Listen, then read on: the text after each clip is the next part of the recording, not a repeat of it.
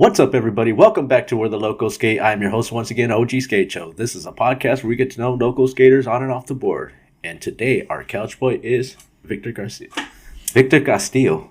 What's up, guys? How's it going? Almost called him Garcia for some reason. Victor Garcia? I don't know. What came out weird? Shout out. Take it. Yeah. And then now let's introduce our guest this week. We have Clayton Graul in the studio. Dude, thank you for joining us, bro. Thanks for having me, man. Stoked to be here. Yes, man. I can't wait to get these stories out. Yeah. It's cool. I've been watching some of the homies come on here and tell stories, and they mention me once in a while. So yeah. It's kind of cool to be here. I have a question. You mentioned Nasty Nate as I walked in that you guys were hanging out. You guys are buddies? Or Yeah, we're real close. We were shoulder to shoulder yesterday, moving concrete around. So okay. Well, we'll definitely get into that. Let us know what city you're repping. Wow, that's a good one. I guess Los Angeles, man. Just all of Los Angeles County. Okay. I mean, it's one side or the other. I'm right in Hollywood. I'm not too far from like the Brooklyn Project skate shop, but there's no one doing what I'm doing and in my age group to hang out with and skate with. So I find myself cruising out to Long Beach, San Pedro, and Rosemead. I just get in the car and go because I'm not trying to slow down. I want to keep skating and building, and so wherever it takes me. That's pretty cool, man. Yeah, because Hollywood is like not too, it's out in the cut, so it's like out from everywhere. But it had its time. It definitely had a moment there when back in the day, that's like Chad Muska's grounds and all the super stuff came up through there, and I even want to say maybe like. No, I don't want to speak on stuff I don't really know, but definitely like, the super team and Muska and that whole Brooklyn Projects, they brought some people up through there, I think. Hell yeah. Yeah. Dom over there. That's the one. Yep. Yeah, Dom. Shout out to him. I have a question. Is that where you were born and raised? No, I was born in Ohio, Circleville, Ohio. It's home of the pumpkin festivals. Okay. You're looking for it. Okay. But raised in Portland, Oregon. And then I'd say 91 or 92, maybe 91, I came down to Los Angeles. And then that's it. It's been here ever since. So it's going on. Where did you discover skateboarding? That would be in Florida. There was a year I was in Florida, my 7th grade, I think. And I don't know if I had some interests. Somehow my dad brought home like an old Palo Peralta board. And it was used, and that was it. We had my grandpa he would watch this ranch. It wasn't our ranch, but he would be the caretaker. Yeah. And the guy was never there, so the family was always over there. And it had like this circle driveway, and we're doing golf carts around the circle driveway, bicycles around the circle driveway, and then all of a sudden, boom, here's a skateboard now, and that. It was crazy because I didn't have any exposure to skateboarding. I didn't have magazines or videos. I just had a skateboard and trying to figure out what to do on it. Right. Pretty crazy. A lot of us did have one kind of just lingering around from somehow, some way. And then it's just, as when we were kids, it was just a toy. Just hanging out. And then later on, it becomes your tool. Yeah. It is, when you're small enough, it's like a little car. You're like, oh gosh, sit down on this thing and go, Oh, I did everything. I put like crates on it, like beach chairs. I would go down hills, you learn how to maneuver it and everything. I have a question. So your dad was a skateboarder as well? Since he brought a... No, not at all. I'm still, to this day, I've even talked to him about it. I'm trying to figure out how that skateboard made it home. He's not like a garage sailor guy or anything. I don't know how he got this used board. I have no idea. Is this just ended up there? Yeah, it was like meant to be. Right? Yeah, in retrospect, it's like some kind of, just universe shit happening. I guess I don't know. Okay. I had another question really quick. And then when you came to LA, you came by yourself or with family, or how did that happen? I had an aunt who lived over there off Melrose, where I'm at now, and I got an older sister. And she had come down. She left Portland and was staying with my aunt. And then I broke up with my girlfriend and couldn't hold on to my apartment. I was getting ready to move back in with my mom and my sister. I called my sister and I was just talking to her. And my aunt's all, well, send him down here. He can come stay with us. And I heard that. I was like, oh yeah, I'm going to LA. I'd only been down on trips to see her. And every time I came down, she took pretty good care of me. So I was pretty excited by the whole like, oh, fresh start. Let's get this going here. That's cool. Yeah. Shout out to Aunt. Yeah. Aunt Sunny. Were you already on the board by then too? Yeah, I was. But gee, that's a good question. I was on the board, and then at some point, like, motorcycles and partying kind of dominated everything, and the skateboard got left behind a little bit. But I was using it. I didn't think I brought it. I used it for transport because I get to the bus, and then I don't know. I'm kind of confusing my trips down with moving here. So when I moved, I don't think I had a skateboard when I moved down. And then my buddy Roman one day was like, I need a ride home. I'm going to give you my skateboard for a ride. And I was like, no, dude, you don't have to give me your skateboard for a ride home. And he goes, no. I'm going to give you my skateboard for a ride home. And he's a little dude. And he gave me this little Zoo York, like 775. And I drove him home. I came back, and the neighbor kids, these little Russian kids, are outside skating. I'm like, well, let's go see what this is about. And it was the first time I had skated a popsicle shape. Yeah. And I go, well, an ollie should be just like an ollie, but with your front foot. And first tee, got a nollie out of it. Dang. I was like, oh, this is cool. I'm in. So, yeah. And then that just kind of relit the fire. I had, it never really went all the way out, but it slowed down for sure. And then that sparked up, and the neighbor across the street was bombing parking garages at the time. So then I linked up with him. We were setting up these boards to like bomb parking garages and get chased by security. And all of a sudden, like going down the big garages, right, where you go down the. Okay. Yeah. There's this one they stopped it. You can't do it anymore, but it was the Beverly, no, not the Beverly Center, but the Cove, the Grove over there in Hollywood, and it had a perfect spiral down the middle. Mm-hmm. And if you went too fast, you would just go straight out into the parking lot, and then you come back. But you could stay tight and do all the floors, but you'd have to get some good power slides.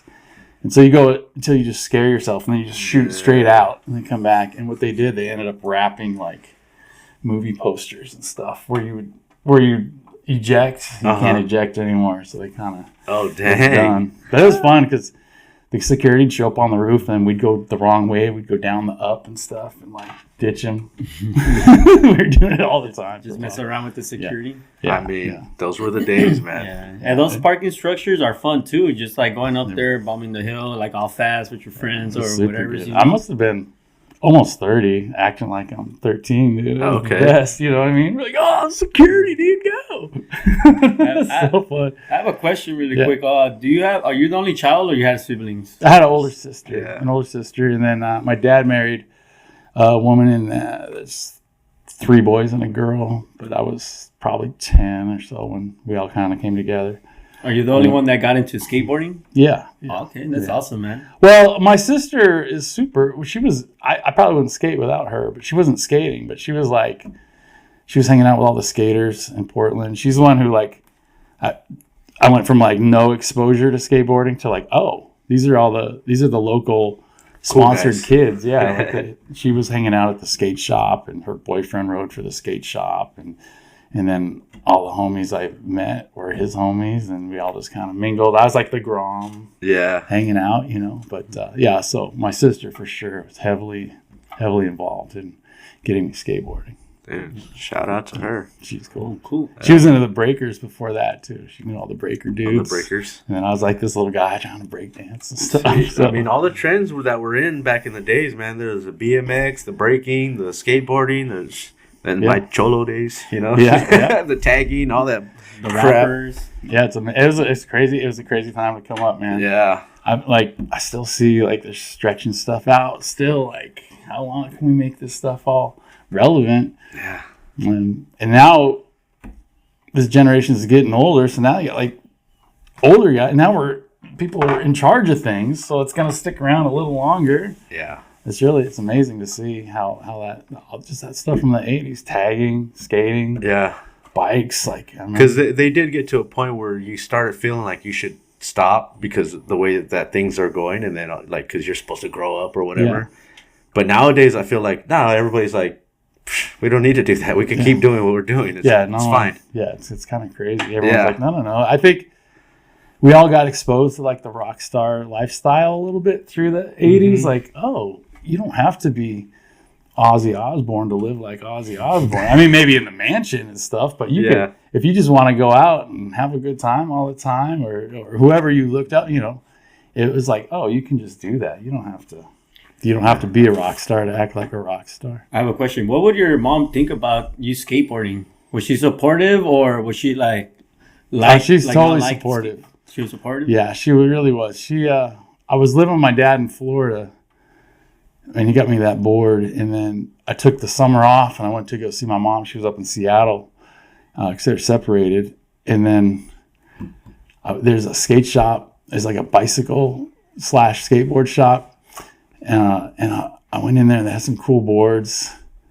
And my mom goes, well, you could like cash in the round trip ticket, buy the skateboard, and stay here with me. And I was like, oh yeah, that's what we're doing. So I called my dad. I'm not coming home. I stayed in Seattle. And then we moved back to Portland after that. But there was like a year in Seattle. Okay. That was crazy. That was cool. He was a little surprised. Okay. Was the weather, did you like the weather better, or you just like the skateboarding better? It felt more like home because I was pretty much raised in Portland. Okay. And then my dad split to be with his parents. So they're getting older in Florida. And Florida was just hot. Yeah. You couldn't even play in the grass between like the ants, and they got these little seeds that stick in you. Oof. Like they look like been in Florida. Yeah, it's really humid. Yeah. Like it could be like a bright sunny day, and then it just starts raining. You're like, what the hell? I had one buddy. I like going to his house. He had like a little 50cc motorcycle, and we just do laps, and then we jump in his pool. And you were lucky to like where I was at anyway. If they didn't have pools, so we had to go pretty far to someone's house that had a pool. Yeah. But it was kind of cool because they had the whole cage. Like it looked like a cage, but it's like like every spot in Florida. That's how bad the bugs are, dude. Yep, like every backyard has like screened in. Mm-hmm. And nobody had fences to divide their houses. I was like, it was just kind of like just ditches for the water or something.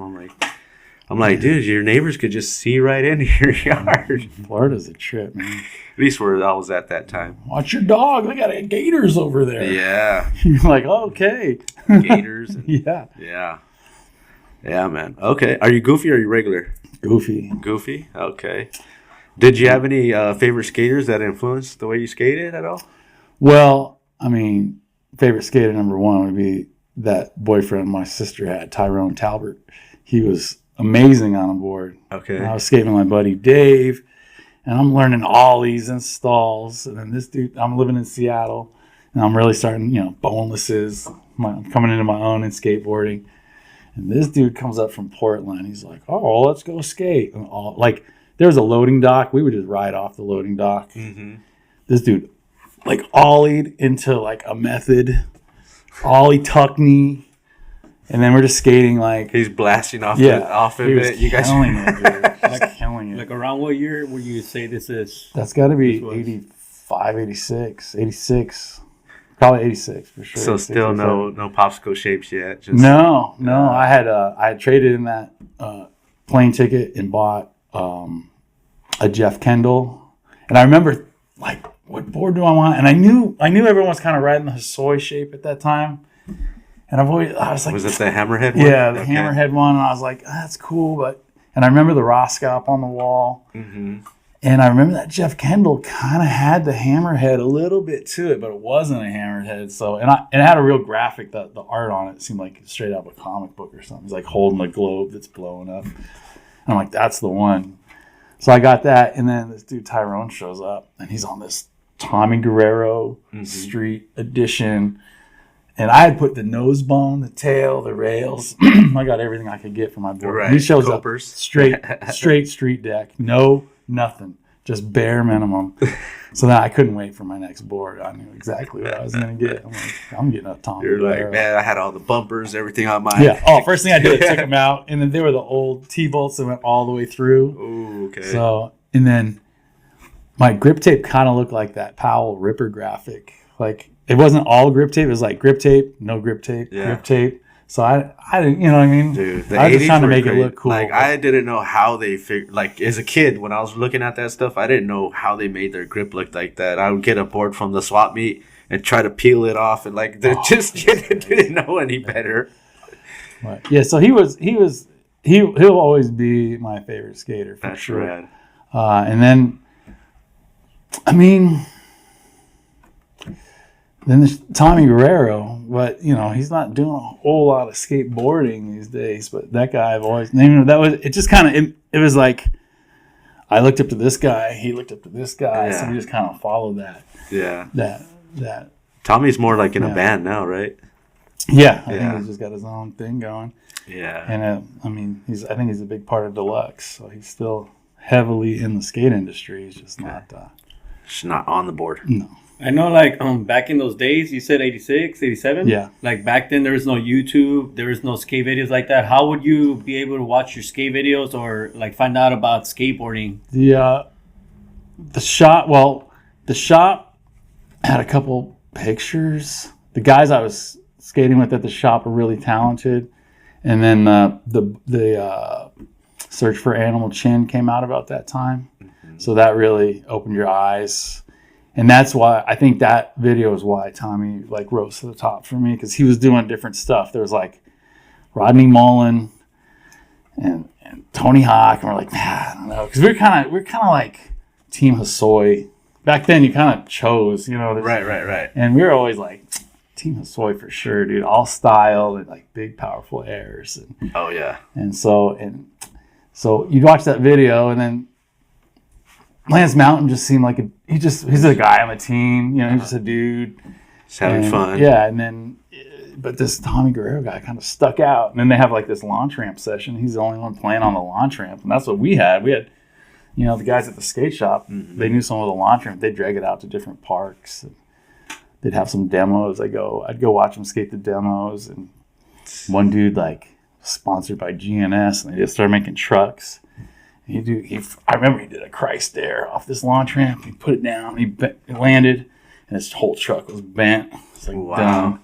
He's like, but he had to ride him because that was his ride. Wow. Yeah, it was a good time. It was fun. That's crazy. I remember the skate shop owner had a station wagon. I just remember being this little dude in there, like kind of laying in the back of the station wagon, and the team's in there. And everyone's smoking weed and everything, going out to this demo. I'm just like, whoa. You're the little guy. You're like, this is insane. They told me, they showed me a lot. They showed me how to drink too much, smoke too much, have too much fun. What skate shop was it again? It was Rebel Skates. Rebel Skates, shout out. Okay. Yeah. So, yeah, magazines, right? And Animal Chin, that's how you got your influence. Yeah. To do what you guys are doing. Yeah, and then, I mean, it all stems from the Northwest, even building stuff, which is that's... How did you start that? Like, how did... There was a spot in, over by Venice called Old Star. And I think there was a skate shop called Old Star. And they built up this little... It was just like in the cuts. It was like next to the freeway, and it was crappy blacktop and then bushes, and all you could see. And there was a wall. And my buddy took me there one day. He's like, check this out. And it was a DIY, and it was cool. It was bumpy. It was rough. But man, there was no one else there. When you were there, it was just you and whoever you went with. And that was really cool. You know? It felt like a secret spot. Yeah, it was a full secret spot. Like you unlock some level. And I mean, Burnside was going while I was up there, but I didn't get it. Burnside's big, and you just it feels like a skate park. It's intimidating too. Yeah, and this thing felt like like you said, like a secret spot. Right. You know, so and you can actually learn too. Yeah. Yeah. And I'm looking, and it wasn't perfect. You know what I mean? It was like Was it just like the boob was like tink, tink, tink, tink, tink, like little flat marks everywhere on it, and it just seemed way more accessible. And it was hard. It was hard to skate. And went there. We discovered it was super fun. Then we got another homie. The three of us went back and had like the time of our life. We spent the whole day there. It was so fun. And then my other buddy came, and I was like, "Oh, let me take you to this spot," and it was gone. was fucking. Oh, wow. And I told the guy Andrew who went there with me the first time. I go, oh, this guy goes, oh, somebody else needs to build a DIY spot. And I go, somebody? He goes, yeah. I go, no, I think we do. I think that's how that works. And he's like, yeah, whatever. But he didn't know. I was like, that was it. It flipped a switch. Have you ever worked with concrete before or anything like that? No, never? Not at all. No. Never did nothing like that in high school or carpentry? Or A little carpentry, yeah. I had a stepdad, had a whole basement with like tools. Yeah, drill press and table That's saw cool. and stuff. That's cool. He was pretty. He was always kind of took it more as like an artistic approach to wood. He wasn't like building tables, or if he did, it would be super intricate. Where there's all these like, I mean, he built a table. That's right. I had my like Star Wars guys inside the legs, like it was the Death Star or something. That's cool. Yeah, so that was cool. So I wasn't afraid of tools or anything, but the hardest part was finding something to build. So like now I knew Like I wanted a spot to build, or yeah. Okay. Like, all right, I want to build one of these things, and it's like, where do you build it? Especially in like Los Angeles, Hollywood proper. I'd go walk around with my wife, and I'd say, oh, look, that spot's cool. You know, it's the weekend, we're taking a walk, and I go check it out on Monday, and it was somebody's parking spot. You know, like any little cutty spot is claimed by something. Something, yeah, right? And so, you're like, whew. Yeah, like dang. So it took about a year to actually even find a spot. But in that time, I was doing some team managing for this company called Skateboarding. And one of our riders lived in Arizona. So his dad came out, and I was like right between him and his dad's age. So I got along with both of them. And he's like, oh, come out for my 50th birthday party.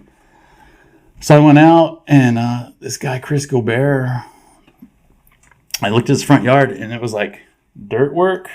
It's already shaped. I was like, oh, you're going to pour some concrete here, man? He's like, oh, yeah, come on out if you want, dude. And he called me like a day before the truck came, and I jumped in my car, and I went out. There was this guy, Jay McLean, who was working for like California skate parks, and he was their main guy. You know, it was like all Chris's friends, and a couple people knew what they were doing with concrete, but most of it was just, you know, skaters trying to help out. Right. So I just followed this guy Jay, whatever he was doing, I would do, and then went back. I think we had 3 pours out there, and I got Jay's number, and then I started doing my own thing. I could call him for questions and whatnot. That's cool. Yeah. That's so rad, dude. Like, yeah, I mean, to have that calling in you was just like, yeah, I need to do it. Like, who else is gonna do it? Yeah, that really was it. And I don't know if my friend, if he hadn't have said it the way he did, I might not have. Right. Like, been, you know, sometimes you're like, no, dude, I want to show you. You know what I mean? Like sometimes you get that, like, nuh-uh, like don't tell me no type of situation. Yeah, because me personally, I would have thought, you know, you have to pour the whole. I didn't know, like, people throw a bunch of junk into a big old pile, put some dirt in it, shape it, and then pour a little bit of concrete on top. I would think it's a whole thing of concrete. Right, just a whole, like a solid. Right. Yeah. But that's where it helps to, like, you know, I didn't know, and then I just, you know, this guy said, come on out, and I went out, I saw him do it. And of course, he had like a truck backing up, so it was still a little daunting, you know. Rebar and all that already set up? Or, no, we did the rebar the night before. Okay. Put the rebar in, and he bought like this big roll of like a rebar mesh that was pretty thick. We just cut it up and laid it down and spiked it. And stayed up all night getting that thing ready. Could learn a lot. Well, especially for me, I learned more hands-on than I would like by just watching videos or whatever. You know, I got to get dirty to learn. It takes a good mentor too, though. Like, you know, I got a lot of guys that are down to help me and work with me, but I don't know if I'm the best teacher because, you know, for me, I think it takes you gotta want to be a student, and you gotta have someone who can be a teacher. And if you want to be a student, but this guy doesn't want to teach, and it's not that I don't want to teach, I just don't know if it's as natural. Right. For like when I went out to Arizona, this guy it was just clicking. Right. So, but you know, all the people that I have worked with, I don't know who's got the fire to build. Like Nate. I mean, you know, Nasty Nate. He goes out on his own and does it, right? Picked it up and ran with it. Yeah, he is a force to be reckoned with. Yeah, that's when you know you got that, that bug in you. If you can go out and do it on your own and not be scared about it, Because listen, like the first one, like if I ever tried it on my own, like I'm sure it's not going to be great the first time. Yeah. You know what I mean? But that you never were good at skateboarding the first time either. So That's right. you got to just keep doing it until you get good at it. Dude, skateboarding is the struggle. You're like, boarding's easier Yeah. than I started realizing the last couple of years that I go out and skate and I don't even have anything in the bag, dude. I'm like the warm up is me relearning my go-to tricks. Right. And then you get warmed up and now you have your go-tos. You want to try something else, you can. But it's like I don't wake up the next day and like just have everything I had the day before. It doesn't just carry through like that, I know what you mean. Like That's I a swear, struggle, like dude. the hill flips too. Like by now I've already did over 100 of them, and I'm like, shouldn't it get easier by now? Some days are like not as easy as others, but hey, that's the way it goes. Yeah, I went to town on a feeble on a spine thing yesterday. I was like, I got rock and rolls all day, but even the rock and roll took me like 5 tries. And I'm like, okay, I got to stand up straight, got to turn, all the little fundamentals. Yeah, man. I told that to Lance Mountain. He said, well, it's all about how good a student of skateboarding you are, or something like that. And I was like, yeah, well, I'm just out here having fun. Yeah. I think I was half cooked. All right. These guys. Yeah. Heroin skateboards. Yeah. And they're super. They really appreciate the stuff that we're putting in. They always show up to the spots, and They were at Rosecrans. they're not afraid to help out. They'll kick down a couple of dollars for donations, or That's amazing. Or I went out and he had some product that was not quite right. So he's like, "Here, take these. I can't sell them." So I was like, "Well, we'll take them. thank you. Yeah, Yeah. we'll take them. We'll spread them out." Yeah, like if it didn't get printed a little, a little messed up, we'll take those, all day. Yeah. But that's cool. I wanted to ask a question about when you were younger in your days. Were you competing in contests, or were you filming video parts, or you were just skating for fun? Or Wow. what was it like? No contests. I went to a couple contests, but as like Spectator. the Grom in the back of the wagon, like I was saying Okay. earlier. So I wasn't even going, I wasn't showing up to see a contest happen. I was just kind of like going with the flow. So I was just like, oh, this is where You're in the the car. team's going, and I'm going. They said, pop in if you want. So I hopped in. Hell yeah. And I think there's like one photo out there somewhere. It might be in a yearbook. I haven't seen it. It's me and my buddy Kiri like ollieing a double set, but it wasn't like it was like a 3 flat 3. It wasn't. We weren't trying to do the whole thing, but it was right outside the high school. I think that's the one clip from that time. So there wasn't much filming. It was just skating for fun, just skating because that's just trying to keep up with the homies. You know what I mean? Like this is what we're doing. Everyone's got a board. We're going over here. We're gonna try to do little board slides on the edge of this planter. We're gonna ollie down this, That's all it was. couple. And I had my limits even back then. I never had the. I mean, you ask my mom, she'd say I'm a daredevil. But you ask me, I look at my friends who were daredevils. I'm like, oh no. No, they're like- insane. I'm cool. Like even like a 6 there or something. You're just gonna ollie down that? I was like, no way, man, no way. Like, I'm good on I think maybe 15 years ago I got a 5 stair. I was Okay. all, check. And it was at a skate park. It was perfect conditions. I got a 5 stair one time, and I was like, can you just put the camera super close to it? That way it looks like it's a huge thing, and then back up as soon as I'm coming out, and then it's like, and then you see the reality, you're like, oh, it's small. And like in person, that thing's huge, but on camera, you're like, looks so like, why did I look like I struggled on that? Cameras really tell the truth. You think, sometimes I'll go have a time of my life skating. Everything, the juices are flowing, everything's working, fucking feeling good. And there's some video, and you go home, you look at it, you're like, oh damn, that was me. I thought I was fucking killing it, But you are killing it. That's what it's about. It's about being in that moment, being there. Like, it's not about what I saw later. It was about that fun I was having right then and there with my homies, you know, like I was gonna skating. say earlier too, like it was all about like you said, like just going out and having fun. Like my homie would be like, "Dude, there's this curb behind 99-cent store, bro. We could wax it, you know, like something like that." And then we just go out and get candles from the 99-cent store, go in the back, start waxing the crap out of it, you know. Yeah. And then we didn't even know about rub bricking yet or none of that. Oh no! So it just took candle after candle, you know. Yeah, It was fun though. I think people have been rub bricking for maybe 10 years. Yeah. You know, there wasn't a lot of rub bricking. Maybe I'm sure there's like Maybe somebody would be like, "Oh no, we and were then rub using bricking," but they were the keeping it a spray and all secret. that, the lacquer, like sauce it up. now we know what's up, and it actually keeps the curbs nice and pristine for longer too. It does. It's They a go trip good. how that works. It kind of gives it like a little glaze on it. I was out at Rosemead last weekend. I'm pulling in the parking lot, and they got a pretty good wax curb there. And I look, there's a couple skaters. I give them the nod, and I'm going around, and the cities there painting the curbs red also. Mm-hmm. And I was like, I wonder how that's gonna play out, you know.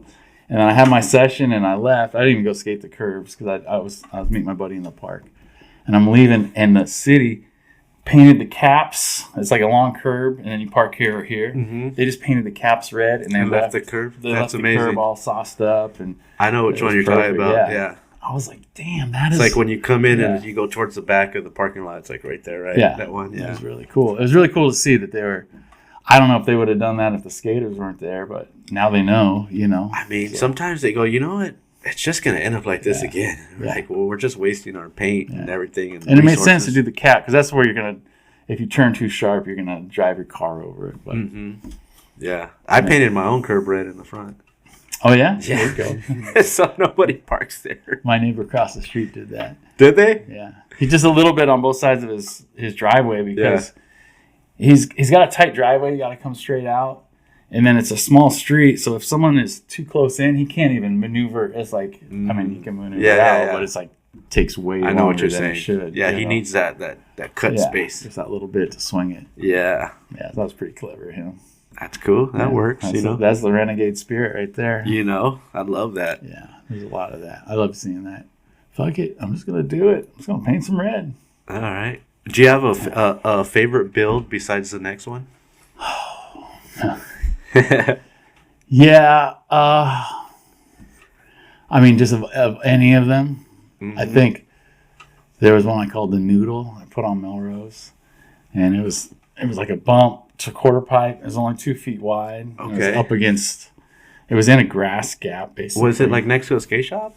It was a t-shirt shop. T-shirt Yeah, it was shop, right okay. there. Is that I think I've seen like Vincent Lubianos. Yeah. Oh, that. he'll play that like every 8 months. He puts that slow-mo clip Yeah. out. It's like the slowest slow-mo I've ever seen. And it's not like slow-mo just for the air. It's like the whole approach. He's always got like some old Cholo song going. He's like, Yeah. He definitely hit that, dude. I know exactly the You clip. built that one? Yeah. Oh, I nice. built that in my backyard over some time, you know, built out the form. My buddy Harash came over, helped me build it out. And then we moved the form up to the front of my driveway. We poured concrete in it. And then I kind of reinforced it. We got a U-Haul, and we got like 20 guys. I met a bunch of people that day. Got like 20 guys and put it in the U-Haul. Took it to Melrose, took it out of the U-Haul, and like concreted it in just with some mortars and stuff. And That's rad. I remember it had one pillar, and the pillar was kind of weak. And I called my buddy all the way from Silmar. I'm like, dude, you still mess with fiberglass? He's like, yeah. I go, you got to come wrap this pillar, man. It's not going to stay. And he drove out and wrapped it, and then it was so fun because the sidewalk went by it, and the bump was here, so you could ollie onto the bump and just grind it and then ride off, or try to grind and ride up the quarter and do like a tail slide or something down, and then it was just fun. It made me want to leave my house and go there every day, and it was my neighborhood. I could just skate up there, Yeah. and it'd be like, dude, same people there every day. All of a sudden, it got a little just like that. There's like a little click happening, you know. Oh, what's up? And we don't do our thing, and it's split. And Dude. that was like, I'd done a couple on Melrose, but that was the one. That was the biggest one. Okay. And I mean, they're all kind of favorites for their own reasons. You know? Right. But that one really stands out in my head. Is like, Dude, for us, like as me as a skateboarder, and I skate these things, I never like think about who builds these things or anything. I just think about my trick. But it's crazy to actually do the deep thinking and be like, dude, who builds this? You know, like for us to skate. You know, like that thing that you said that you put that. Yeah, I never knew that you built that. And I was like, oh yeah, but you'd seen it. You know? Yeah, I seen it before, and then like now I know who built it, and you know now I'm gonna be more conscious and aware of like all these spots that I go to. And I'm like, dude, who built these? Like at least the DIYs, you know? Yeah. I started a whole account for DIY stuff just to kind of spread the knowledge a little bit, and a big part of it was like trying to give some credit, you know, because you show up to this spot, sponsored, not sponsored, whoever, you're doing your thing, you're giving the film guy credit, you know. Hey, thanks for Tony for filming me, you know. And I'm like, Tony stood there with the camera. I mean, I spent like 3 weeks building this thing. Thanks to Tony. So, you know, I was like, we need to spread the love to the people doing this. And it was a weird time. The account's been running, Skate DIY. Okay. The account's been running like, we have it here. Yeah, 12 or 13 years now.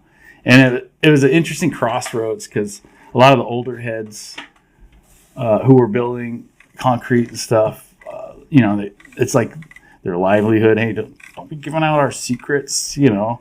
And I'm like, well, I'm not giving out your secrets, dude. I'm learning and telling people what I'm learning. Like, you know, your secrets are safe with you. See, like that's the secrets of like how to build, or like secrets of where it's at. No, park building. Okay, itself. I mean, why not help everybody learn so that way if they do it, they can do it for everybody's the best, you know? That's been my defense the whole time. You like, know who doesn't want to be coming down, I'm going out to this podcast, I'm going to check it out. And then you look to the left and there's some spot, just something, just that is skatable. Mm-hmm. You know, that's.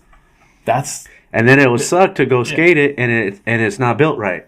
Because somebody didn't give the guy the knowledge that he needed or whatnot. Or maybe it's just his first build. You never know, but still. Even not built right can be fun. It's a challenge. I think that's why they kind of work with street clips and stuff. Mm-hmm. Because, you know, it's not a skate park. It's not perfect. It's going to be bumpy. The run-up's going to be bad. There's going to be a crack. Who knows what kind of coping they put on it, or if there's coping. Or how wide it is, or how steep it is. Because a lot of times you think you're like, oh yeah, I'm gonna put a ramp on it, and then you put a ramp on it, and then you're like, because you're working the concrete like in your face, and then you come back the next day to skate it, and you stand up to drop in on something. You're like, wait a minute. There's not enough concrete here. That's just like a little thing. What was I thinking? It's all vert. Yeah. Like if you fall, you land on the flat. You miss everything. So. Yeah, I mean that was always hard for me to know, because there was never really anybody to tell me. Like there was always these secrets, like, oh, you put a nail here, then you get the string, and then you can get the ratio or whatever. Yeah, I get that ratio. I never knew where to put the nail at, you know. And then every time I kept trying to make a quarter pipe, it was just like, whoa, you know, it just couldn't quite get it perfect. So I'm like, I'm just gonna try my best, and guess what? It wasn't perfect, and I still learned how to skate it. I would post my mistakes on that account, all kinds of things, because I just want to give people the confidence to try it. Because as soon as you try it, it's just like as soon as you try a trick, you're probably going to stick around until you get that trick. Right. Unless you're like, whoa, no way. Like, unless you first tee, you're like, no way. You know what I mean? But like you try it, and then you're a step closer just from trying If you made like a curb and it didn't quite come out smooth as you wanted, could you go back over it again, or does it have to be chopped up and restarted? You could, but if it's a curb and you do the math, like, probably just take it out. I mean, you're talking about $20, $30 in but concrete. I'm just thinking, like, and, the wood's still good. Yeah, the forms. That's people. That's a really funny you say that, because it happens a lot. And I'm like, people hit me up like, how can I fix? I'm like, dude, you're talking about like a 6-foot curb, right? 8-foot curb. Just try it again, man. Just try it again. It's like, But the demo part, I don't want to do. That's the part I don't want to do. Like if you built yourself a coffee table and get all done. You bring it in the house, you realize the top layer is all just warps. I mean, are you going to try to put more wood on it? You put a ball in it, or it you just rolls off. Take it apart and take it apart, put it back together again. But it does get more tricky when you get like a big, like a curb just happens to be something that's like a $30 investment. I feel like that's the way someone should start, right? Like, yeah, is try to build your own stuff, like a parking block, a curb, something. Whatever you're into, you like transition, build a little quarter pipe up against like a little loading dock situation, or I'll show you where I want our quarter pipes at. He's got them. When I was younger, me and my neighbor would build like little phone boxes. We'll get the bed frames, put them on the sides. That's what we did. Yeah, we cut the edges off because they have the little things that you can attach. Oh yeah. Yeah, the bed frames were perfect. That's Angle cool. iron. Well, see about using some of that. You had to cut the legs off though, right? Yeah, like whatever. Like they had like sometimes the ends have like little things where you can like clip them to the next post or something. I have to take a break. I gotta. Yeah. Let's do that. We'll take a quick break. Break time. Yeah. This coffee's weird. And we're back. All right. I do want to talk about like you did framework like at your house, like a lot of stuff. Oh yeah. Like I see you making patterns. Yeah. Like there was like a street spot where it looked like a planter. Yeah. And you made like it's a paper. You went there. You carved out a little paper. Oh, yeah. You and did. Then well I follow you on the Instagram, so I see what's going on. Yeah. So. Yeah. I mean I've been doing that for a long time, because I mean you can't set up. You can't just start. I mean maybe you can, but you can't just start mixing concrete downtown in Chinatown or little Tokyo. You know what I mean? Like, what are these guys doing? Yeah. So I would that spot in particular. Again, just went out with my wife and I brought some paper and a pen and I kind of just traced out what the wall looked like and the hole in it. And I went home and kind of translated that into what I thought would work. And that was almost my favorite spot when you asked me. But the two quarter pipes, put them up against this flat wall. It's like the exit of there's a bus stop in front and there's parking underneath. And that spot, 3 weeks heavy. But they took it out. Yeah. Okay. Yeah, they took it out. It's because it's a busy spot. It's like a memorial park for a Japanese hero, or okay. I don't know if he's a veteran. And also it's a private parking lot. So and there's some works there. And then someone said that some lady got like hit in the ankle or something with a skateboard. That could ruin it. Yeah, maybe. But that place was hectic. Like I would go, I'd go on the weekend. There'd be so many people there. I would just be like traffic controller, because you couldn't, if you were going, say, front side, you couldn't see who was coming backside. It was there's a wall, and people are going this way or coming this way to skate that thing. And man, yeah, that's the one that got away. I never made it over that gap. I kept trying, and that's where I really realized that you can really bruise your foot jumping off the board too many times, man. I got the heel bruise going at that spot, and then it was gone. I was like, oh. And do you also use the computer to do all that? I use it mostly to calculate how much concrete I need to buy. Wow. So, I'll just kind of replicate a rough version, sometimes a really accurate version of the obstacle I'm trying to build, and then if you build it in 3D space, it'll give you like the cubic yardage, cubic feet, cubic inches, and you're like, oh, well that bag is 1 cubic foot, and this thing says 9 cubic feet. I only need 9 bags, so it helps. Oh my gosh! Because otherwise you're just guessing. I guess I'll buy 12 bags and return what I don't need, or you buy 8 and then you got to take another trip to the store to get another one. You're like, well, I mean, I guess you guys could never not need enough concrete, right? So I'm sure returning is probably not going to happen. Yeah, but it's always going to be to the next project. Yeah, but it takes up a big blueprint, even in your garage. I mean, I got stuff I could put. Oh, I see what you're saying. You know what I mean? In that space. Yeah, yeah. You don't need. And it's dusty. And yeah, I get what you're saying. But I mean, if you have something like. Because didn't you build because the one in LA, right? Didn't you build like the one that had that giant like pole in the middle. Didn't that break too? And something Oh like that? yeah, that's. Didn't you build that at home at first, or? I built the form at home. Okay. We got the form going, and that was kind of where building stuff in my backyard had its limits. Like a lot of stuff I was building was skinny or small, and then like a lot of stuff was skinny, just like 2 feet wide. Just enough to get through. So you go up and maybe kick turn. And if you messed up, you catch a grind and you don't know you're going to grind because you're looking over here. And the next thing you know, you're Supermaning. So, and then I just was like, man, this is like somehow I managed to get that whole noodle done and installed. And that was heavy. I don't remember how much it was, but we literally had like 20 guys to move it.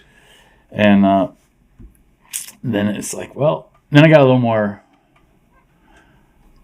not proud, a little more Like daring, right? Yeah. You know what? We'll build the form, and then we'll bring it, and then we'll pour the concrete there. That started. There's a spot in South Pasadena we call it Cornside. Yes. And we used to go there in the middle of the night, and we'd pour at night. Like, oh, the sun's down, no one's out, and you light it up, and it's just the middle of nowhere. So even the light just looked like an umbrella. Here's us, and then it's just pitch black everywhere else. And we're pouring there, and then one weekend we're like, should we just run this during the day and see what happens? And we ran it during the day, and people are just walking by like, yeah, you guys are killing it. Yeah, awesome. Oh, you're the guys. Oh, cool. And like really good community support out there. That's rad. Which led to much bigger pours because now we can drive in as much mud as we want. We can get all, instead of being like the 6 guys that are down to start at 10 o'clock at night, we can get the 15 guys that are down to start at 8 in the morning. You know what I mean? And then done by noon and off doing whatever you have to do. And if they skate, they skate those stuff that's done. Plus, and there's so much done. Mm-hmm. That, you just finish, skate. Are you guys still adding to that spot? Yeah, still. That's dope. That one's a slow burn. You know what I mean? Like that's cool. If I get the itch, there's something that needs to be done. I need to finish something out there, but it's not hurting anybody. I have a question. Yeah. When you put in so much work to one of the DIY spots and you see it get torn down, how does that make you feel?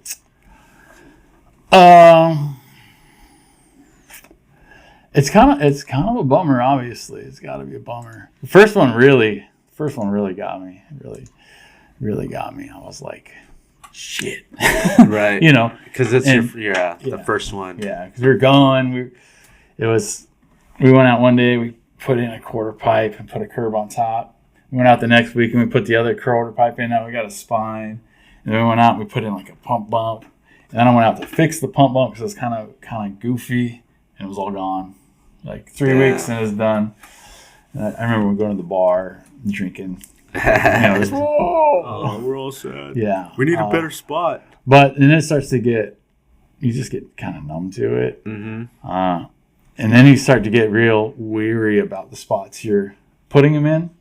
Like, I don't know, dude, that looks like that might belong to somebody, Yeah. Like, it's a slab. Slabs are probably owned. Like P1, like how long did that one last? Oh, man.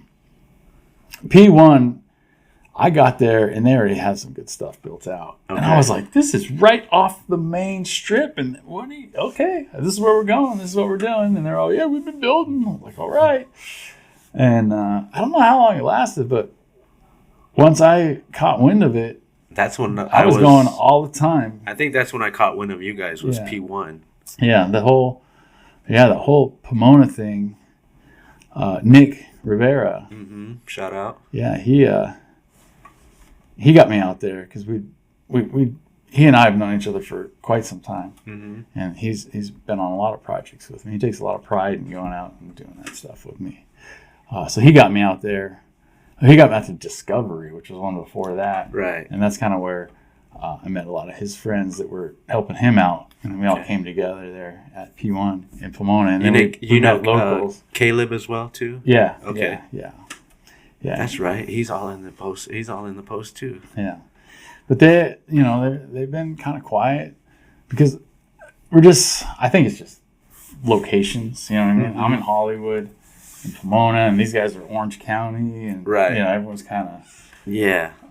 And then, some people just don't have the fire to just do it. But you guys were going hard on We're P1. going hard, yeah. That was amazing. And everyone saw it, and that lit people's fire. Man. Right, because you guys were barbecuing out there. Like Caleb was there every weekend. Everyone was there. And then you built that huge wall. Jason Elric, I met him there. He was there every weekend. And and then Nick, he's all, see that wall right there, Clay? And I'm like, hey, he goes, I want to build a big fucking quarter pipe on it, man. He's like, I'm going to get some pictures and send them to Jonathan over at Confusion Magazine. He's like, there. I was like, whoa, all right. And then that day we started stacking slabs of concrete, broken sidewalk stuff. Now, did you have to figure out how to do that, or you kind of already knew what to do on that? Like, because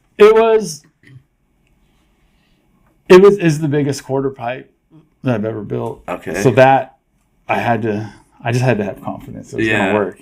And it almost works. Like, at the end of the day we poured it, the middle was just couldn't get the middle to stop falling down a little. And then I've always took a lot of pride in these things, especially because I make it real obvious what's happening. Like, I'm not trying to hide. I'm pretty guilty of this. Mm-hmm. So that gets me like, oh, fuck, this thing's fucked up. And everyone knows I did it. Yeah. So I'll be out the next day trying to fix it, like grind it down, cut it out, put in a new piece. Like, if you look at pictures of that thing, it looks like it's almost got a toenail towards the top. And that's where I just cut everything out and blended it and fixed it up. Because you're like, that's my work. That's my work. I'm trying to. Now that thing ended up, it had a few good skaters on it, right? Like a couple pros. The spot went from, oh, that's a cool DIY spot, to like, oh, that's a destination. Mm-hmm. And if you got anything on it, anyone who'd been there, it's kind of like Washington Street in a sense. There's like, here's a big wall. How are you going to skate it? Because this is the rest of the park, Mm-hmm. You got this park to figure out how to get way up here. And this had that, for sure. It had that same vibe.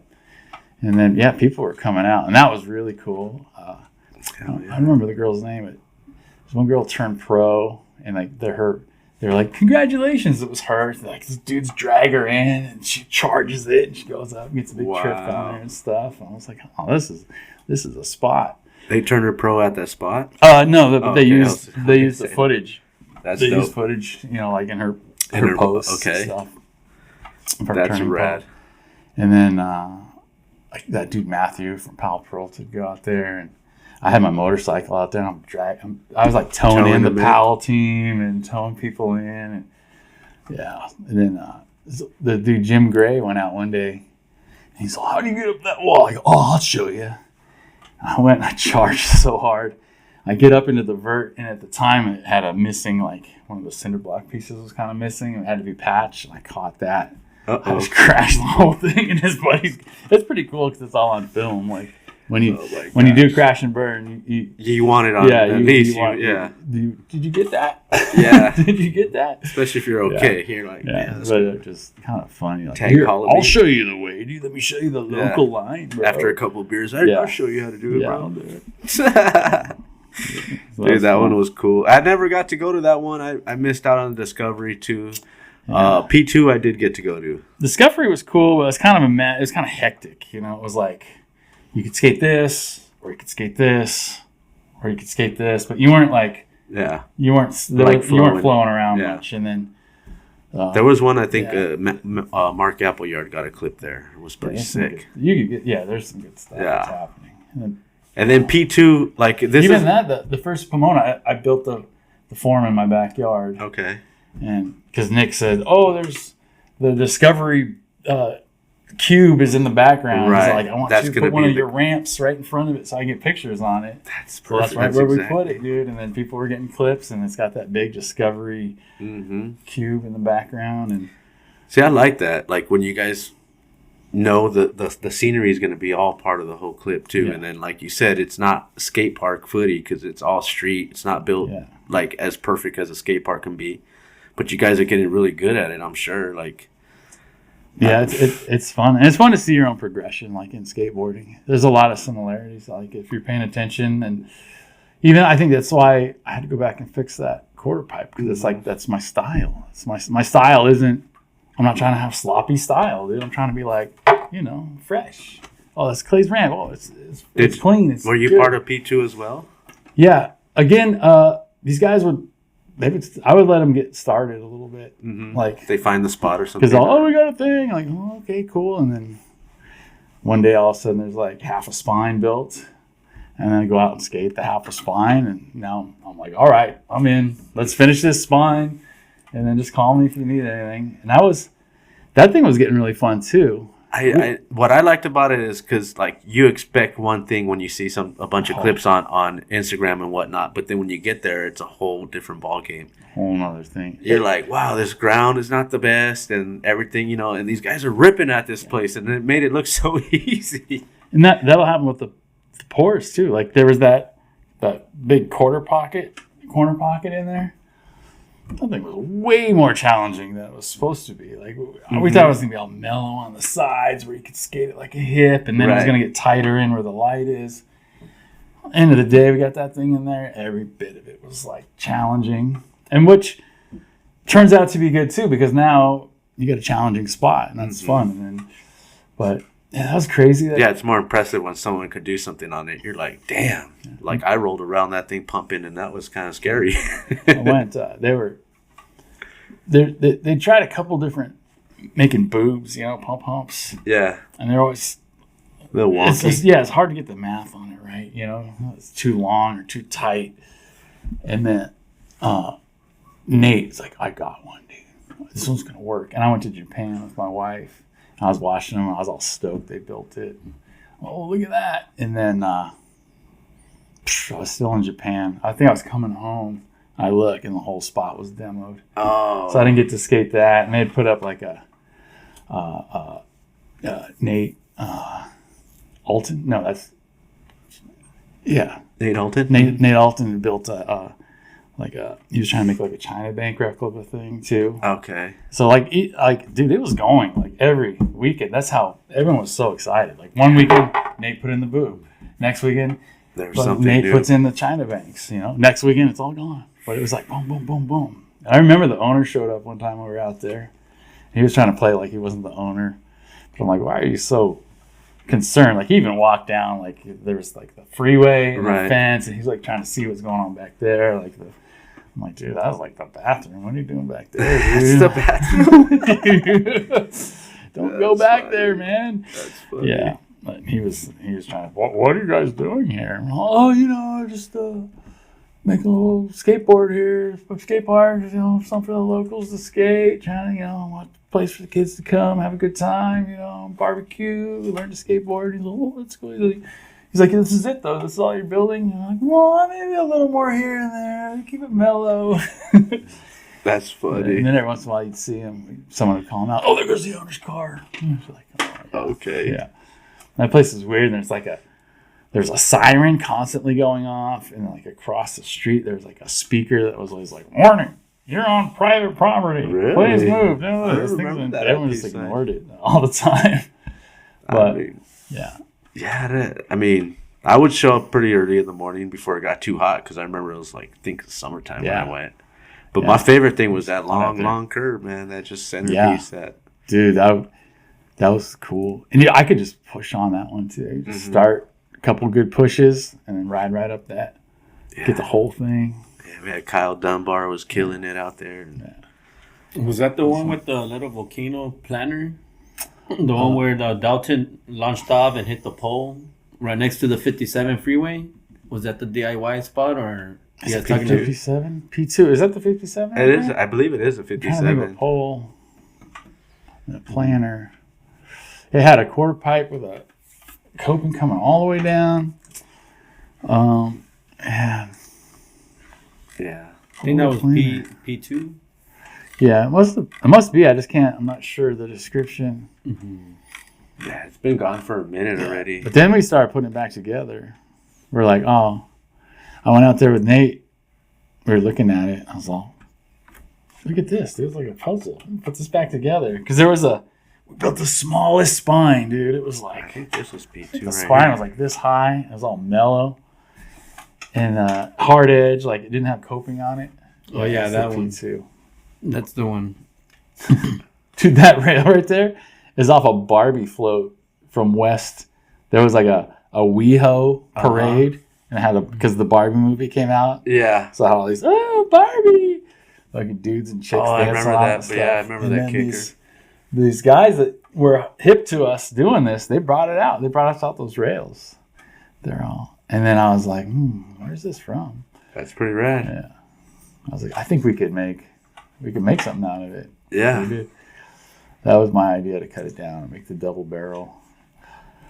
But yeah, so we spent a lot of time putting it back together, which, I mean, we just missed it. So Nate and I both. Right. We're the same that way. It's like part of skating for us now. It's funny too, because it's not like in your backyard either. It's like kind of like out of your way. It's way out of my way. You know what I mean? I started doing the math on the gas, getting in the fast track, so I don't have to sit in the traffic on the 10. You know? Oh wow! I'm like, man, it's like a $20 day just to get there and back. Damn. You know, and then I'm out there working my butt off and skating. But I mean, that's my lifeblood. Especially you build something, then you want to skate what you built. Mm-hmm. Versus like, you know, Belvedere isn't close to me, but that's like the local spot. That's where I go skate when I need to skate. Okay. Nothing changes at Belvedere, dude. Yeah. Nothing ever changes. Like someone brings some piece of metal that doesn't flex. Whoa, that's a big day. Where are we putting this? Let's put it up against there. Let's put it on here. Maybe we, you know. So that's the vibe we get out of these DIYs. Right. Is you just add something new, and then you can't wait to get stoked back. again. Yeah. Oh, let's go check that out. And one thing can lead to another. Now that you got that there, oh man, that come out of that, we need right there. We need this. That would be cool if skate parks like did that. Like if they built like they plan on okay in 2000 we're gonna build this part of the park, and then in the future we have this space already maintained for like, so we're gonna upgrade you guys later. Yeah, like, or even space within the park. Like we're just gonna demo this thing that doesn't work and put something in that does work, or take part of this deck. And how many skate parks don't have a mini ramp? Right.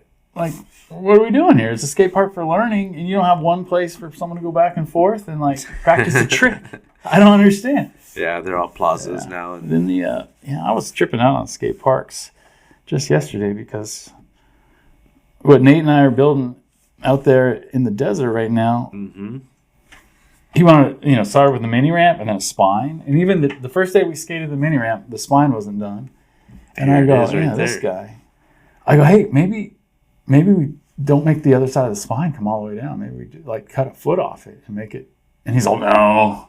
And then by the end of the day, he's like, I think that's a good idea. And we put it in yesterday, and it just makes so much sense. Look at that in his boots. Yeah. And the way a lot of these, there was a time these skate park companies, there was a prime time for it, and like that they could just build what they wanted. They're like, here's your ramp. Dude, that's so amazing. You guys are out in the middle of the desert building this? Yeah, try not to get hit by motorcycles. Where do you guys use the restroom right there? Yep, right there. Anywhere you want. Anywhere? Just find a spot. Yeah. You guys camp out there too, or no? The first night, some of them did. Yeah, I was gonna, and then I was like, dude, these guys are gonna rage, bro. I'm just gonna show up in the morning. I'll be no good and go out and rage, and then I'm not gonna want to work. Okay. I'm trying to get stuff done, try to make it look good. This is some of the best work we've done. That's crazy. How many people are working on that project?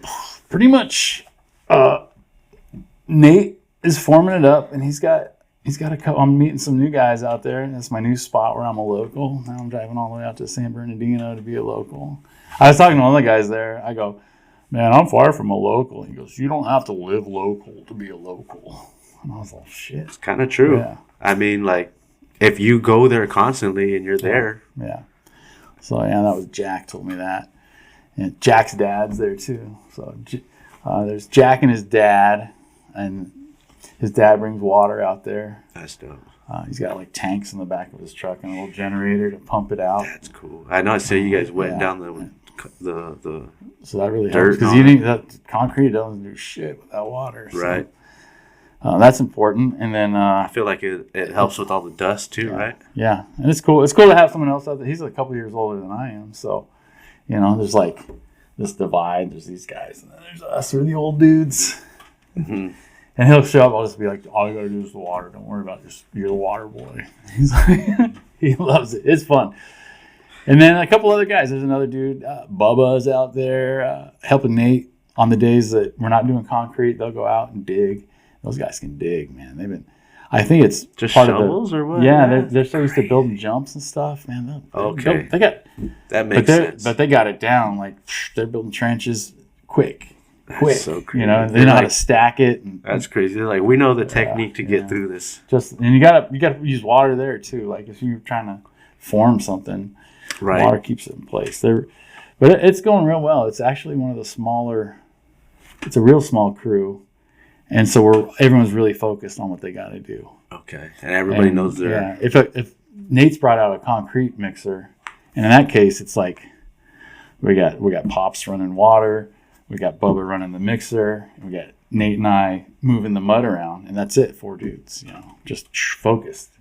And then last weekend we went back to the tarps because we didn't have a mixer, and so usually the guys are kind of these guys, they're not really there for skating. They're there for jumping these bikes and stuff. Right. So they just sit around and watch us. They're like, "Oh, these guys are nuts." That's crazy. But as soon as we needed them last weekend, all of a sudden, everyone grabbed a corner of the tarp and started it works out well.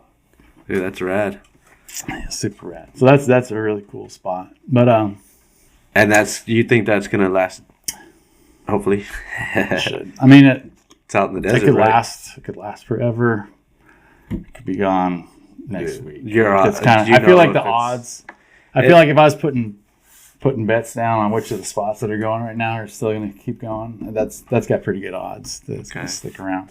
That's good to know. Yeah. As long as it's like not really on private property. Yeah. That we know of. Yeah, I'm guessing it's like county land or something. Something like that, right? If anyone's going to come out there, it's going to be a sheriff. It's not going to be a black and white unit, right? Versus like Pomona, it's all black and white units and stuff. And then I'd have to put good money on that South Pasadena spot too, because the guys who work that road there, it's like a bicycle path. They're definitely on our side. They're friendly. That's cool. Yeah, they're good guys. Shout out to that, man. Yeah, because I mean, if they know you're there to do something positive, you guys are gonna have some drinks and maybe smoke. But I mean, for the most part, you guys are doing something more positive than being out in the streets, laying out on It's one of those things. It's the good outweighs the bad. You just look past, and we're not like. As long as walking up, hey, you want a beer, dude? And leaving trash behind too as well. Clean it up, pick it up. The spot in Pasadena it was really questionable before we got our stuff going because there's the river there, and then it's just basically open field, and whoever wants to be in the open field or live in the open field can just be in the open field, and then right where the skate spot is your way back kind of to civilization. So if you were going to meet somebody who didn't want to go over to the fields, you would just sit and meet them right about where the skate spot is now, And then we started building there, and for a while it was kind of not really a standoff, but people would you could still tell people were trying to meet there and stuff. And then now they don't even mess around. That's probably a good thing. Yeah, they just come across. I always say what's up to whoever's coming up. Hey, what's up, man? And give me the nod and you just keep moving. But it's so now there's little kids. That's the best, dude. Right. So I even like it. Little kids without skateboards, like little kids, like thinking it slides and stuff. Like, hey, Dad, can I go on the thing? And I'm just watching. I'm like, oh, that's so cool. Just being kids, man. Yeah. I mean, that's all it's about. Yeah. Because I don't see kids usually too impressed with skateboarding anymore. Like you would think, like you see a little kid walking by, I'm like, I'm gonna do a trick real quick, show them what's up, and then they're just like, they don't give a shit. Dude, they're trying to get up. If you fall, they're like, Yeah.